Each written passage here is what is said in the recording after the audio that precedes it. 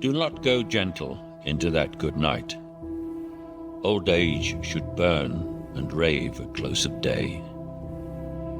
Rage, rage against the dying of the light. Though wise men at their end know dark is right, because their words had forked no lightning, they do not go gentle into that good night. Rage, rage against the dying of the light.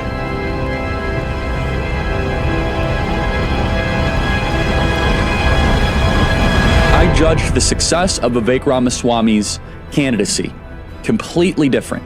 Number one, he moved the Overton window to build consensus and open eyes to try to get Ronna McDaniel out as RNC chair. I think there's something deeper going on in the Republican Party here, and I am upset about what happened last night. We've become a party of losers at the end of the day. It was a cancer in the Republican establishment. Let's speak the truth. I mean, since Ronna McDaniel took over as chairwoman of the RNC in 2017, we have lost 2018, 2020, 2022, no red wave that never came. We got trounced last night in 2023. And I think that we have to have accountability in our party. For that matter, Ronna, if you want to come on stage tonight, you want to look the GOP voters in the eye and tell them you resign, I will yield my time to you. He did that. He went on an RNC debate stage and he had the courage and the spine and the stones to do that. Nobody else did. He deserves a ton of credit for that. Number two, I have never seen a candidate be able to red pill normies, young millennials, high IQ, high functioning, high income, highly educated people like Vivek Ramaswamy. I'm not as interested in the poll numbers. You know what I'm interested in? The fact that Vivek Ramaswamy was able to command and keep the attention of Elon Musk talking about immigration, national sovereignty, national unity, talking about anti-war agenda, rebuilding the middle class. I can't tell you how significant that is, because we need it bottom up, top down. We need Donald Trump to win over the masses, but we need to try to peel off some of the people that we call the ruling class, on the elites, people that run the institutions, people that run the companies. I totally missed how Vivek, without a doubt, moved the Overton window more than any other candidate, Trump even included, over the last 9 months. Is there anyone on stage who would not support the increase of more funding to Ukraine? We would not support it. Europe needs to step up. I mean, I would have Europe step up and do their job. Mr. Ramaswamy, you would not support an increase of funding to Ukraine? I would not. And I think that this is disastrous, that we are protecting against an invasion across somebody else's border when we should use those same military resources to prevent across the invasion of our own southern border here in the United States of America.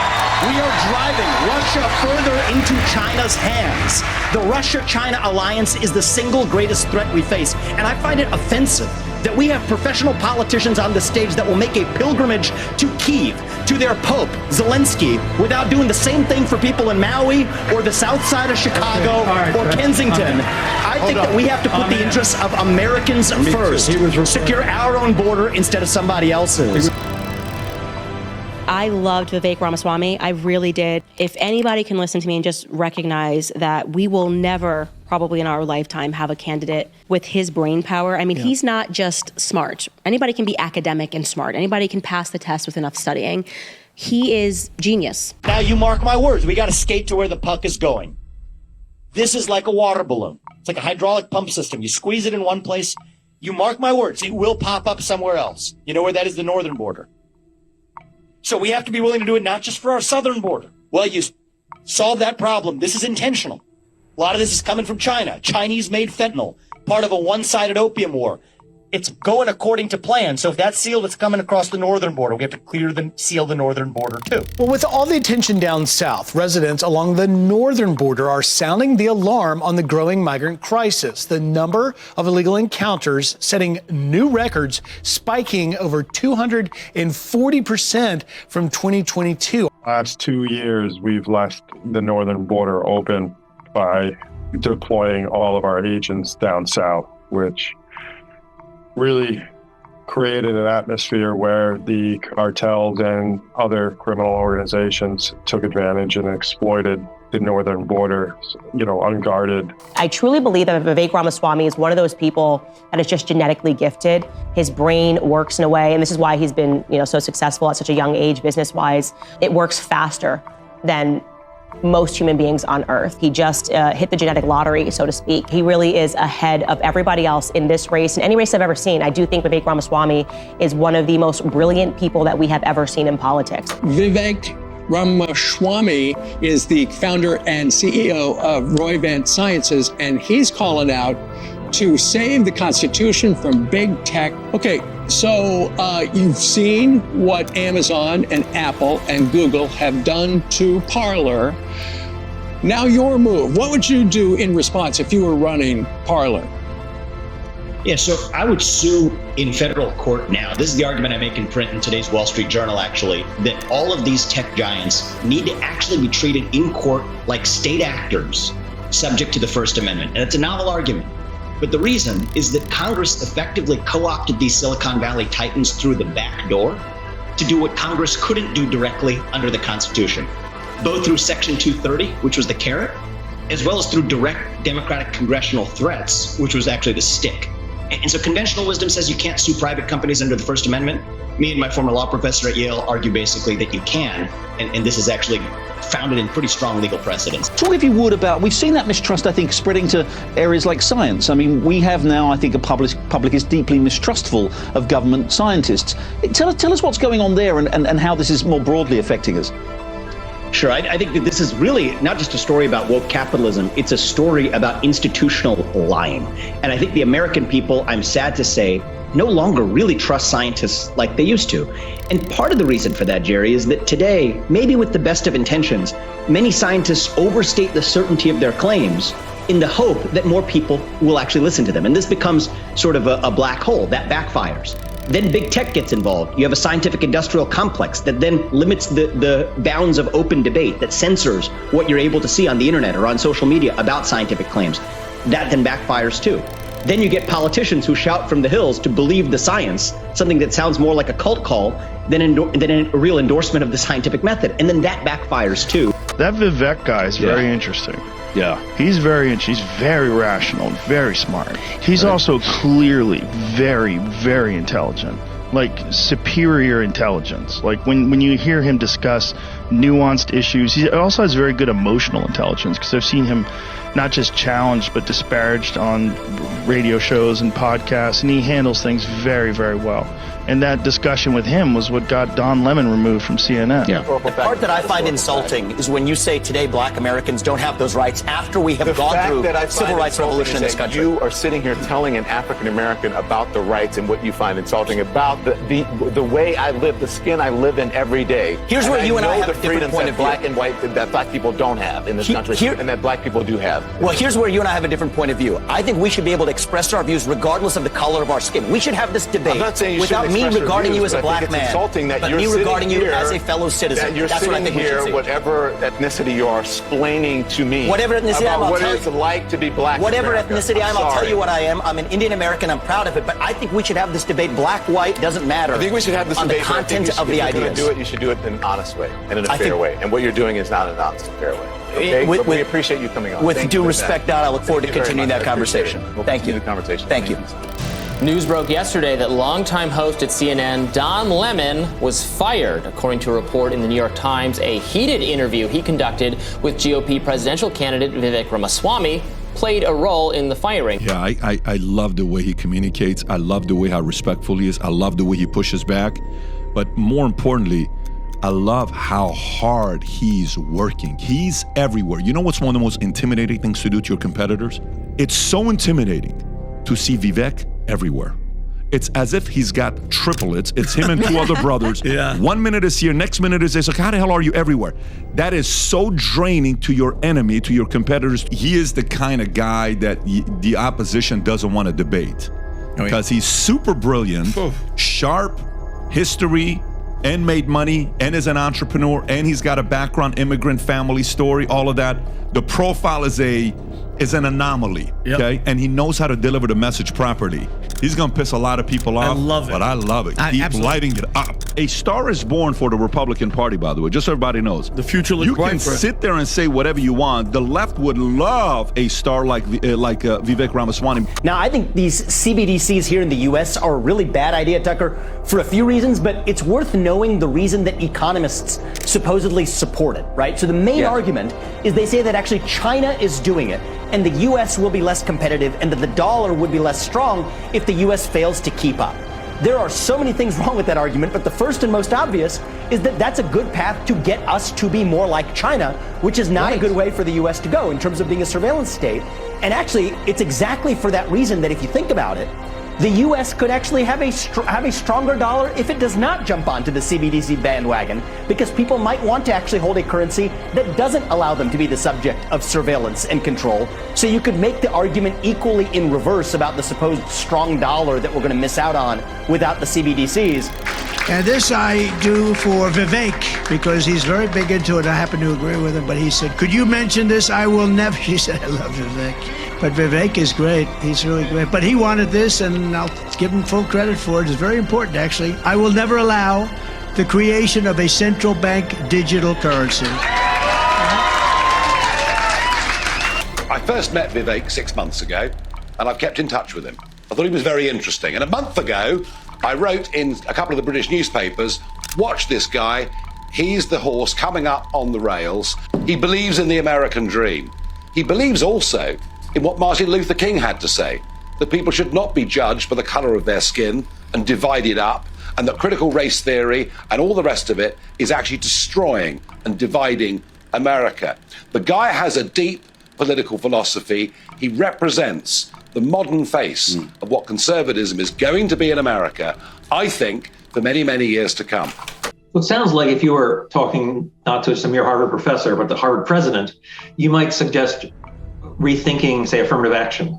I would. I think. So what would you recommend to the university president? I think affirmative action is a disservice to the people who it's supposed to help, in part because, for the simple reason, where when you now look at a black pilot in the cockpit of United Airlines, once they have a quota system that was predicated on getting 50% women or pilots, women or people of color as pilots in the cockpit, and had to get rid of the tests for pilot competence that they previously used, there is no way that any human being can be faulted for at least having a moment or an instinct of questioning whether a female pilot or a non-white pilot in the cockpit would have passed those same tests, because United Airlines told us that they had to get rid of the tests in order to create this new quota system. Now, as it pertains to Harvard, since you asked me a really precise question, look, I actually think there's something to be said in a liberal arts university to create the conditions for students to have an opportunity to interact with people of every stripe and banner. But what I would say is the best way to screen for diversity of experience is actually to screen candidates for the diversity of their experiences. The best way to screen for diversity of thought is to screen candidates for the diversity of their thoughts. And I think the idea of using race or gender as a proxy for the diversity of one's thoughts, I think actually commits the very transgression that racism was committing in the first place, which is to conflate the content of someone's thoughts with the color of their skin. The reason they're attacking Vivek is that he scares the daylights out of them. He's smart, he's articulate, he takes on the institutional nonsense of Washington. He recognizes just how dangerous the deep state is. He, like Donald Trump, is a disruptor. They can't stand that. They want someone who just salutes the flag that they have assembled and that they have run up the poll. We need to make sure that the people who we elect to run the government are the people who actually run the government. The next time we have someone like Anthony Fauci or James Comey, who nobody in this country elected to run the government, try to run the government, we need to do more than just complain about it and identify the problem. We need to do what a chief executive in the White House needs to do. You need to fire them, you need to fire the legions of people who work for them, and you need to fire the entire managerial industrial complex underneath and around them. Putin was telling you, weaving a story that our president isn't really in control, wasn't he? And did you, of course, have you done anything and reached out to try to verify any of this, that it was true? I mean, do you believe him? That the president's not really in control? Well, obviously. The policies don't change. Well, I will tell you, when I heard him say that to you, I thought of something that George Bush told me in the Oval Office. I was asking about the policies and how they were going to change, and he said, Glenn, and then he tried to make me feel good by saying this, Glenn, don't worry, whoever sits behind this desk in that chair is going to have the same advice given by the same advisors, and they'll realize the president's hands are tied. I walked out of that room horrified. Then why do we even have elections? U.S. intelligence officials are planning to provide briefings for Donald Trump if he officially secures the nomination. Do you think it's appropriate for him to receive intelligence briefings? I have to hope, and knowing the intelligence community as I do, that they will dumb down the briefing for Donald Trump. That is, they will give him no more information than absolutely necessary, nothing that would reveal sources or methods, because we can't trust that he will do the right thing with that information. He's been so reckless. I'm really impressed with him. He's the most articulate person from either party.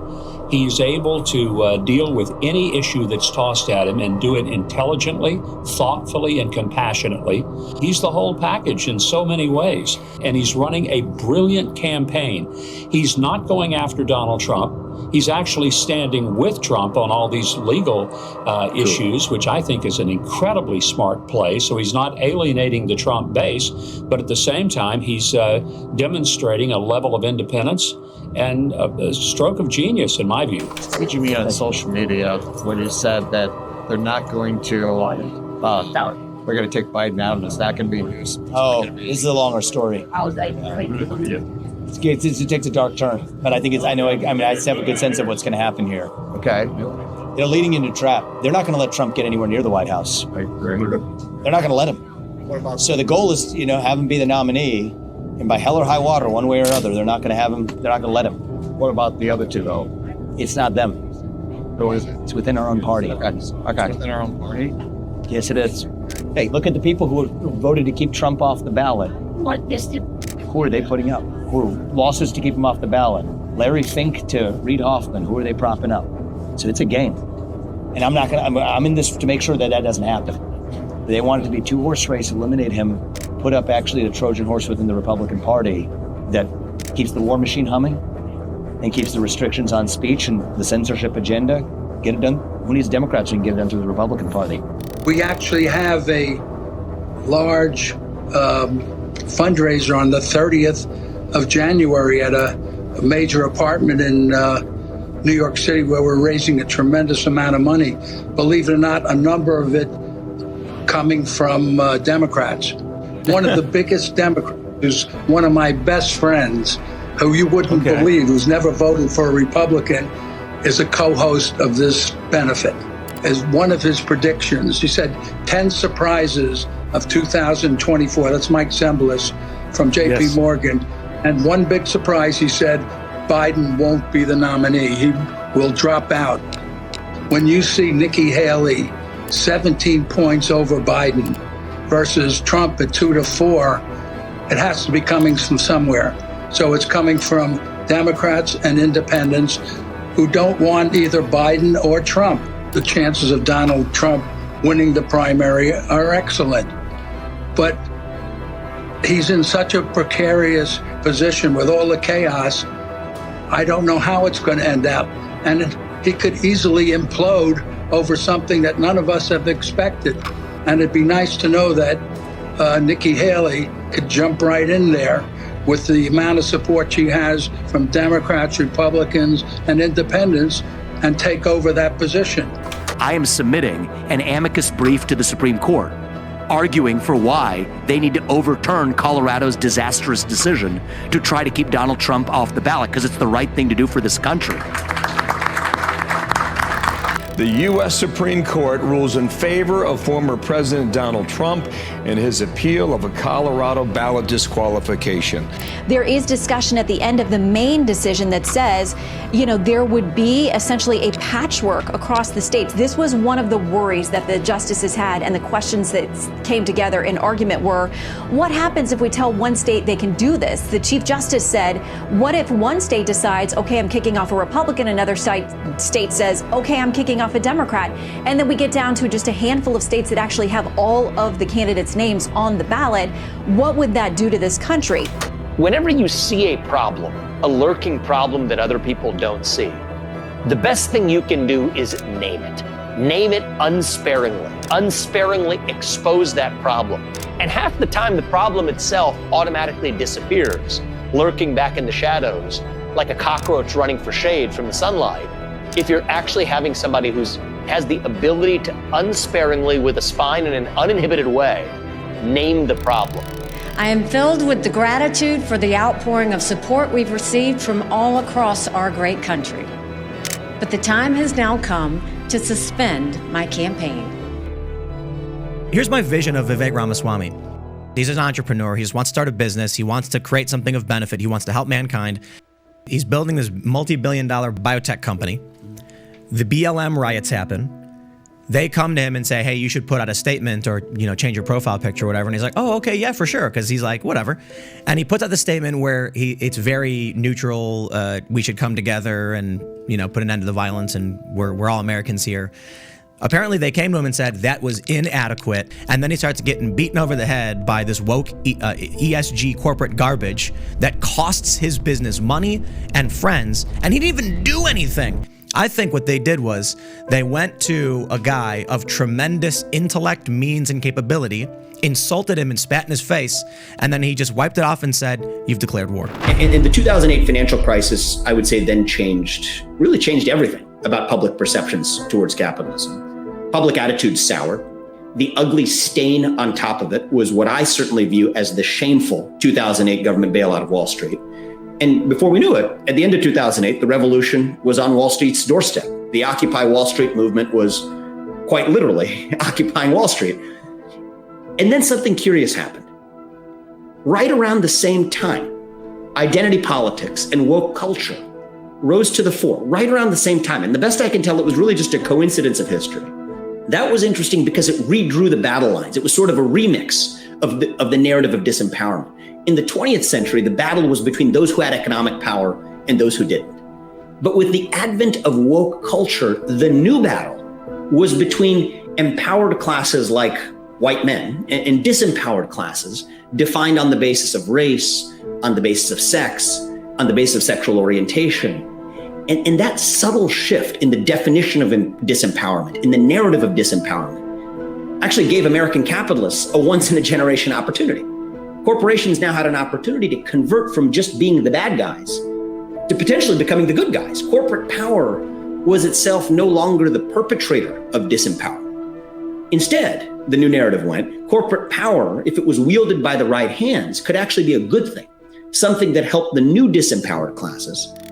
And there enters the scene woke capitalism. Occupy Wall Street became passé. Wokeness was now in vogue, and the corporation now would no longer exist to serve just shareholders, but the interests of society at large, including, and perhaps especially, those who deserved the special protections that the rest of society had failed to afford. Women, persons of color, LGBTQ persons, people who are going to be disproportionately impacted by climate change. My main problem with stakeholder capitalism, it's that stakeholder capitalism demands that corporate leaders, people like me, play a fundamental role in determining and implementing our society's core values. And in order for a CEO to pursue societal interests in addition to shareholder interests, companies first have to define what those other societal interests should be. And that isn't a business judgment, it's a moral judgment. And so speaking more as a citizen than as a CEO, I gotta say that I do not want American capitalists to play a larger role than we already do in defining and implementing the country's core political and social values. And I personally think those answers ought to be determined by our citizenry and answered through our democracy. Do not go gentle into that good night.